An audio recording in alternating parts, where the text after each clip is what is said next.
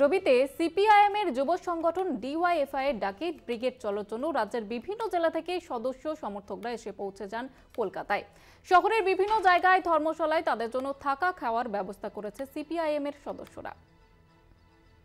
7 তারিখে বামেদের যুব সংগঠন অর্থাৎ সিপিআইএম এর যুব সংগঠন ডিওয়াইএফআই এর ডাকা এই সমাবেশ দীর্ঘ 50 দিন ধরে ইনসাফ যাত্রা, যা কোচবিহার থেকে শুরু হয়েছিল, সেই ইনসাফ যাত্রা বিভিন্ন জেলায় দিয়ে ঘুরে শেষ হয়েছে কলকাতায়।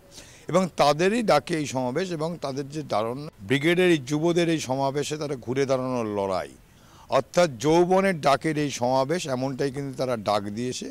একদিকে যেমন কেন্দ্রীয় সরকারের বিরুদ্ধে যেমন ক্ষোভ, পাশাপাশি রাজ্য সরকারের বিরুদ্ধে ক্ষোভ, সেই ক্ষোভকে তারা উস্কে দিতেই এই সমাবেশ। এবং তাদের বক্তব্য দেশকে বাঁচাও, রাজ্যকে বাঁচাও। এবং তারা মনে করছে এই যুব সংগঠন অর্থাৎ যৌবনের ডাকের এই সমাবেশেই কিন্তু ঘুরে দাঁড়ানোর লড়াই শুরু হবে এবং আগামী দিনে তারাই পারবে, অর্থাৎ বাম যুব সংগঠন তারাই পারবে কিন্তু পরিবর্তন আনতে।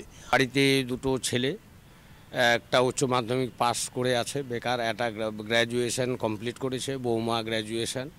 এদের কোনো কর্মসংস্থান নেই, এদের নিয়ে ভাবার কোনো অবকাশ সরকারের নেই, কোনো লোন ফোন দিয়ে এদের যে কোথাও কাজে লাগাতে হবে তার কোনো নেই। শুধু ভাওতাবাজি, ধাপ্পাবাজি, এই হবে ওই হবে, ভোট আর ভোট, ভোটের রাজনীতি করে এনারা চলেছেন। এইদিকে ওইদিকে কেন্দ্রের দাদা আগামী 22 তারিখ রাম মন্দির উদ্বোধন করবেন, উনি ওটা নিয়েই ব্যস্ত। 2024-এ ওনার যে পরিকল্পনা, রাম মন্দির করার পর উনি এটা হিন্দু রাষ্ট্রে গঠন করবেন। ওনার মূল এজেন্ডায় হচ্ছে হিন্দুস্থান, এই নিয়ে উনি আছেন। রুটি রুজির কোথাও ব্যবস্থা নাই। এই কারণেই ব্রিগেডে একটা এত বড় 3 মাস ধরে যে লড়াই চলছে তার বক্তব্যই এখানে হবে ব্রিগেড মাঠে দিদি এবং দাদার বিরুদ্ধেই।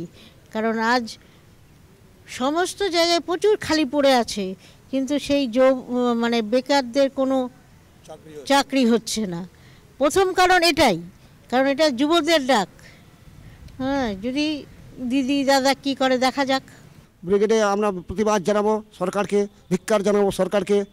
এই ধিক্কার জানিয়ে আমরা আমাদের ন্যায্য দাবি আদায় করব। বেকারদের চাকরির দাবি, কৃষকদের ন্যায্য অধিকার, এই সমস্ত নিয়েই ইনসাফ যাত্রার শেষ ব্রিগেডের সমাবেশ। ডিওয়াইএফআই এর ডাকা এই সমাবেশে ইতিমধ্যেই এসে পড়েছেন বহু মানুষজন।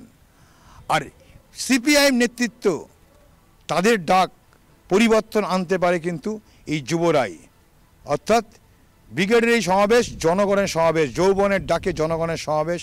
আর সেই জনগণের সমাবেশকে সফল করার জন্য ডাক দিয়েছেন একদিকে যেমন যুবদের ডাকে সমাবেশ, পাশাপাশি সামিল হচ্ছে সিপিআইএম থেকে শুরু করে তাদের যে শাখা সংগঠন আছে প্রত্যেকেই থাকবে, বামপন্থী সংগঠনগুলো।